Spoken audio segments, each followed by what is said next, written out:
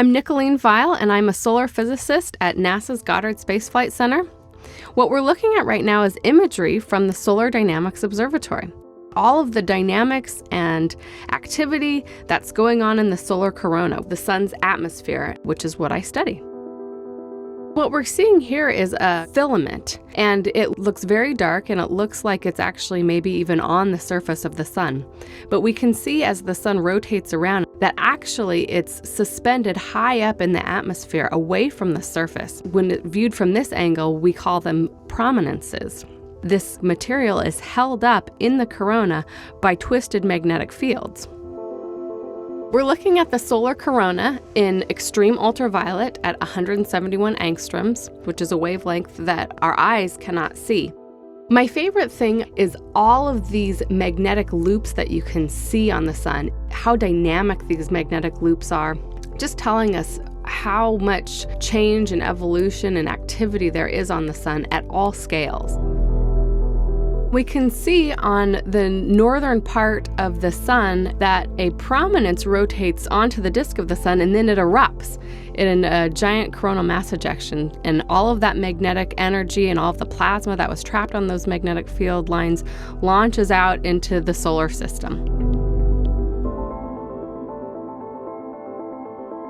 We're watching the sun rotate right now. This is one of the basic features of the sun, and it takes about a month for the sun to rotate fully around and to see the same spot on the sun come back. We're seeing the sun rotate so quickly in this movie because it's time-lapsed.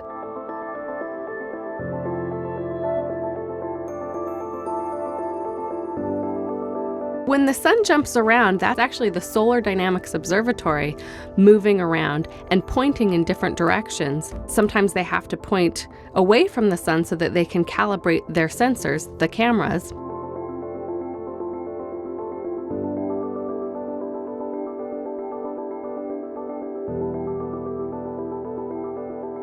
When we see the frames go dark, that's eclipse season. So that's when the Solar Dynamics Observatory, which is orbiting the Earth, goes behind the Earth, and the Earth is between the Solar Dynamics Observatory and the sun, and so the Earth eclipses the images. These really bright spots, called active regions, have concentrated magnetic field and concentrated heating because of this extra magnetic field and the extra energy due to it.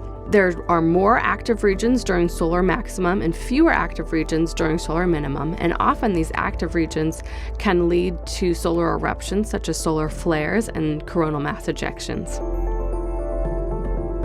I study the coronal heating problem. That is, why is the solar corona so much hotter than the solar surface below it?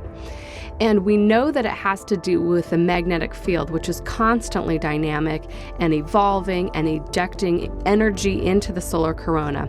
And you can really get a sense of that when you watch these Solar Dynamic Observatory movies.